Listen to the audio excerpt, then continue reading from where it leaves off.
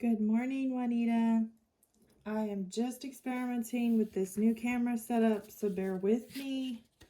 I've never used this little tripod before, and it's far more flimsy than they would have you believe. So we are in my office.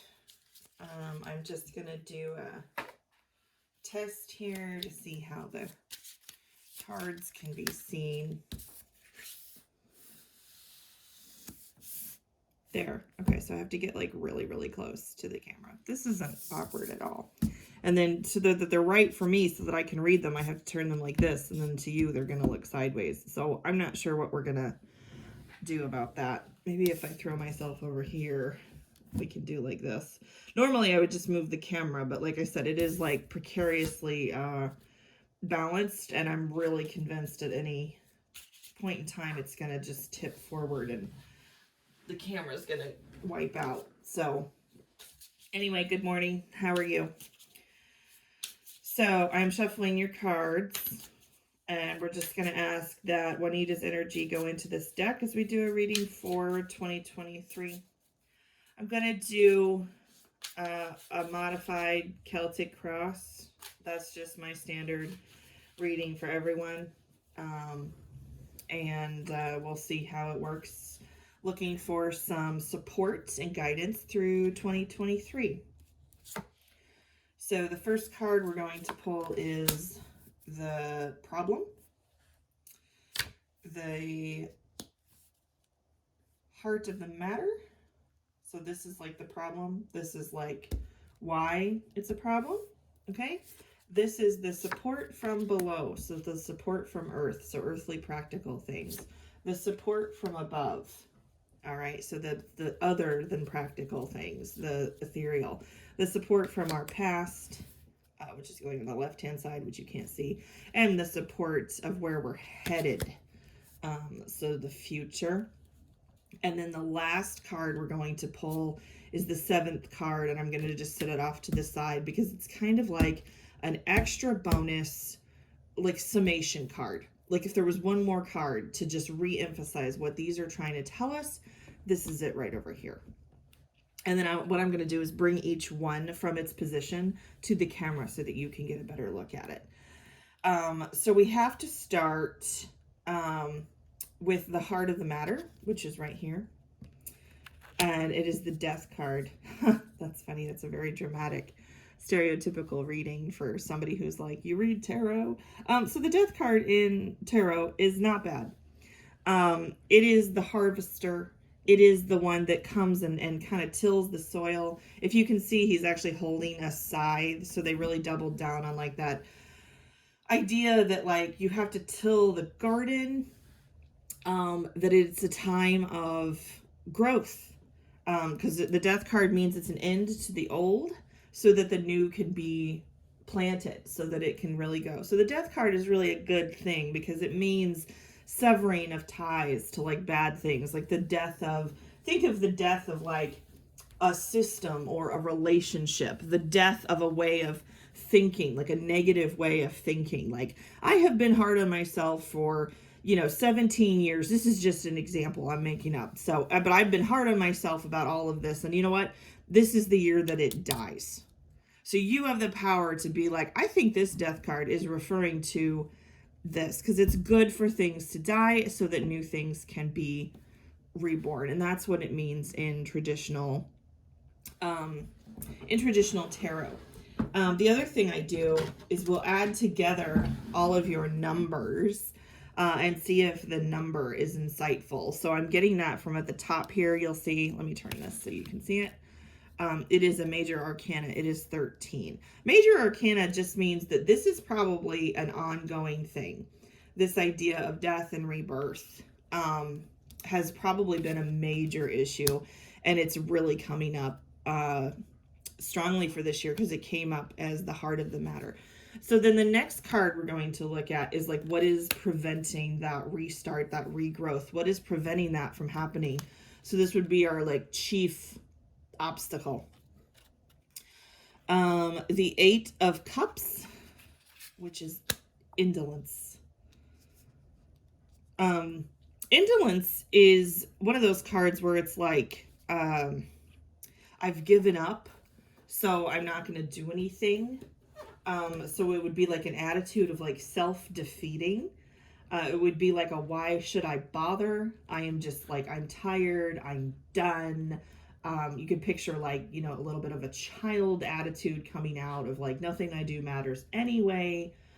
The source book that I use calls the Eight of Cups indifferent exhaustion. So the act of passive aimlessness that leads to doubt and regret. The Eight of Cups is the ability to overcome intense and misleading emotional bankruptcy. So the problem facing like why I can't just restart this, like why can't I till the soil, why can't I get this death and necessary rebirth started, is because I'm just emotionally drained. I have nothing left to do or give. There is nothing pouring. My cup is empty. You know, it's the Eight of Cups. These cups up here have no water in them. And that is the chief problem. Okay. So, and that's, again, this is looking at this year, that emotional bankruptcy might be the chief problem that we're facing.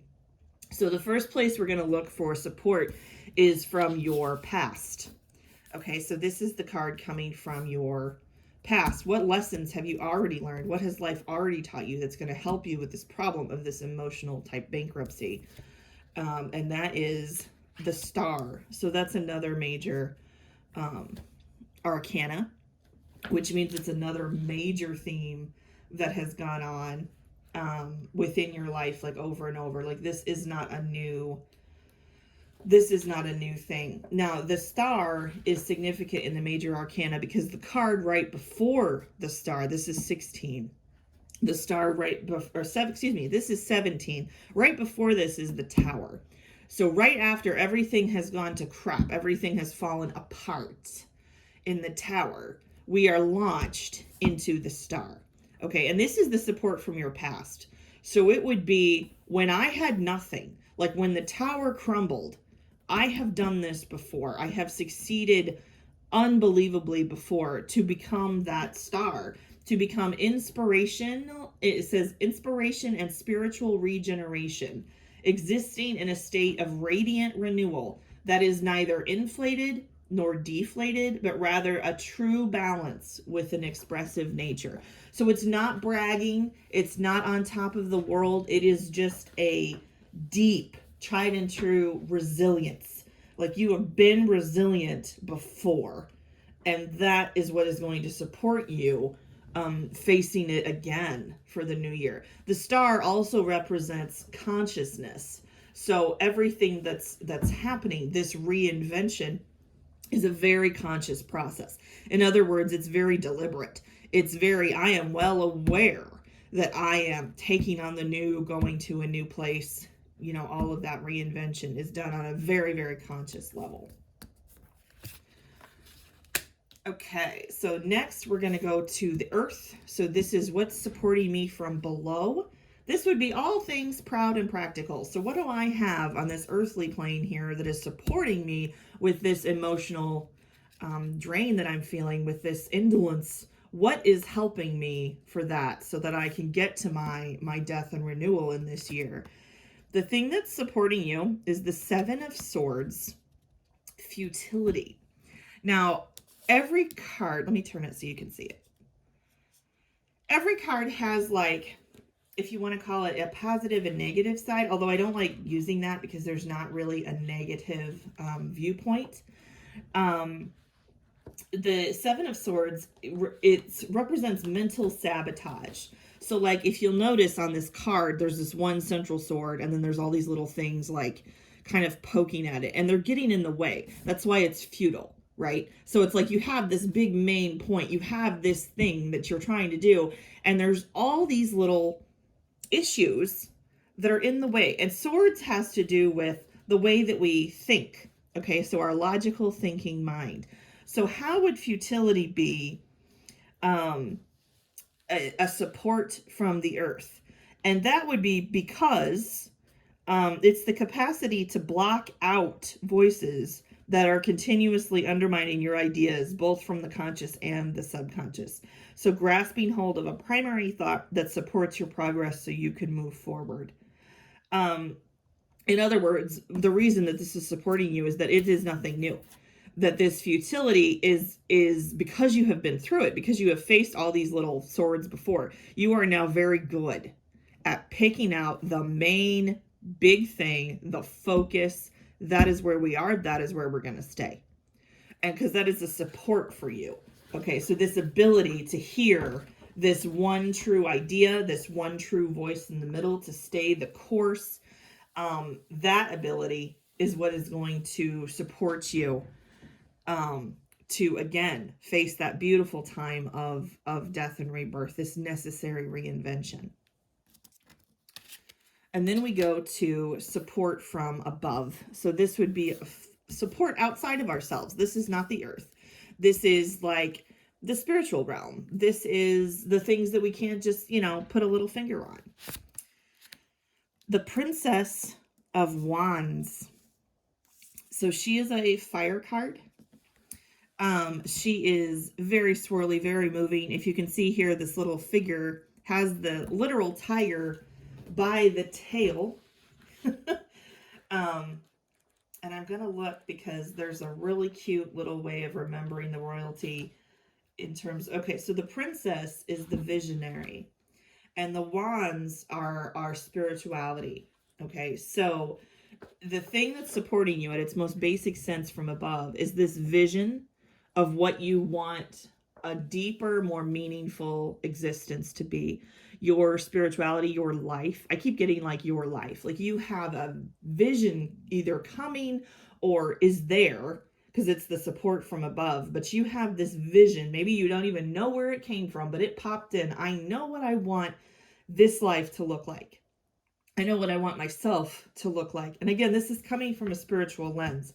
So this could be like a discipline. This could be like I need time for me to either meditate or, possibly pray or take a walk in nature, like whatever your leanings are. It's not specific to any, particular set of beliefs, but whatever your beliefs are, you have this vision of what you want them to be. And it's that vision that's coming to support you in 2023. You are going to have support from getting to this, right? So this is the goal, because the princess throws out there to the world, this is the vision of what I want to do. The Princess of Wands represents a challenge to overcome internal obstacles by being grounded in the present, allowing the lessons from the past to positively affect our future. Okay, so she's the ability to project intuitive courageousness, transformation into reality. So she is a fantastic card to support us from above because, again, it's that vision of powerful reinvention. That's the theme for all of this that we have coming through here. So, okay, and then we have a future card. So this is the if you want to call it the support from the future, but this is the idea that is supporting our theme here. Oh, another major arcana. Juanita, this is a heavy reading. Didn't anticipate this. The Aeon, which is 20. The Aeon is like the epitome of flexibility. As you can see, this figure here at the top, this is the Egyptian belief of the god that here, let me turn it so you can see it. See, this is this blue is like a figure, and the Egyptians had this goddess that covered the sky. See, she's backbending, and that's where the stars were, right? So that's the day and night cycle, that's what came. So the Aeon is the representation of that. It's a call to a more meaningful existence. Once motivated by the sun to grow and reach further than ever before, the Aeon now points the way to achieve goals through the evolution of spirit. A call to wisdom from your deeper self in response to a true nature. So this is amazing because this again just reemphasizes this theme of rebirth, death and rebirth. We're going to out with the old, in with the new, And the Aeon, again, is that ability to be unbelievably flexible in terms of how you're going to accomplish this. And this is the support from the future. So it could be you're learning to be flexible. You're learning to follow that more meaningful existence, to listen to that deeper wisdom, because this is what's coming. You know, so that could be in a whole new way that you've never had before, is this Aeon. And then lastly, we have this one card that, like I said, is like the extra thing. Like in case we just don't get it, in case this is unclear, although I will say your reading has been pretty clear that it has been self-sabotage this entire time that has been preventing this death and rebirth. So it has been this emotional emptiness. Like I just don't have anything left to do this. I know I need to do this. I know I need to reinvent. I know I need to get out there, till my fields, but I'm tired. I'm indolent. I don't want to do it. Nobody's pouring into me, right? My cup is empty. So here we go. Here's a summation card. We got one last thing here. Another major arcana, which is the Tower, which is the card I told you about before. That is so amazing that you had the Sun and the Tower show up in the same reading. So the summation card of this, the Tower, is destruction. And it's the destruction of something we have created for ourselves. So the way that the major arcana works, the first, 14 cards, 15 cards build up to getting this Tower. So I created this. I made this. And now here is the Tower. I have to break it down. I have to destroy it. As you can tell, this is a very violent card. Like it is just blowing it up to shit. Like I am not doing it. I love this card when it shows up in essence of like purging or like getting rid of our stuff. When the Tower shows up, like you just go nuts. You're like, I am tired of living in the clutter. I am going to get rid of it. But this may not apply to clutter for you. Like I said, this could be a thought process. This could be relationships that no longer serve me. This could be any number of things, but it is going to fall spectacularly to pieces. And there should be like a willingness to let this happen, right? When all hell is breaking loose, let that hell go, because you didn't want hell in your life. So that's kind of the whole idea, is that something is being destroyed so that new seeds can be planted, so that something new is coming out. But I want to draw your attention to the major arcana cards that you had come up in this over and over and over again. We only did a 7-card reading, and 4 of your 7 cards were major arcana. So this is a big, big year, right? Big year, because this is like huge major themes that have repeated over and over and over in your life, and 2023 is no different. But it's also incredibly powerful. It's incredibly hopeful, because as we've seen from the Aeon, she's a fucking goddess. Like she blocks out the sun, brings the stars, brings that change, has the flexibility to get it done. And that's the support for the future. That's where we're headed, right? So this is successful. Whatever is being reinvented this year, you're going to nail it. You're going to blow it up intentionally. You're going to destroy it thoroughly, so that you can let it die and it can be reborn very consciously, right? And you've got this incredible goddess vision of a new inner self to support you. So this got heavier than I thought. This was a huge, like, deep reading. 4 arcana cards and one. Whoop! I knew that was going to happen. I told you it was going to happen, and there it happened. Sorry about that. Okay, so the last thing I'm going to do is I'm going to add all your numbers together, which I mentioned, and then I left it because I got busy listening to the cards here. So all I'm doing is I'm going across the top, and you see these numbers. I'm just plugging them into ye old calculator here. So we have 13 and 8 and 20 and what is that, 17 and 16. And the royalty don't have a number, so that's 0 and a 7. Okay, so that comes out to 81. which comes to 9. You always take them down to where they fit into the major arcana, which would be a 9. Now, the first thing about a 9 is that this process, this whole thing we just talked about, is ready to conclude. Okay, so it's a 9, right? So in traditional tarot, numbers go from 0 to, or from 10 to 9. So 9 is the completion, because 10 is planting the seeds for the new thing. So that all of this leads up to completion would tell me it's going to be completed this year pretty thoroughly. This is going to not be something that starts anew, but it's going to be done this year. The 9 also points to the major arcana card, the Hermit.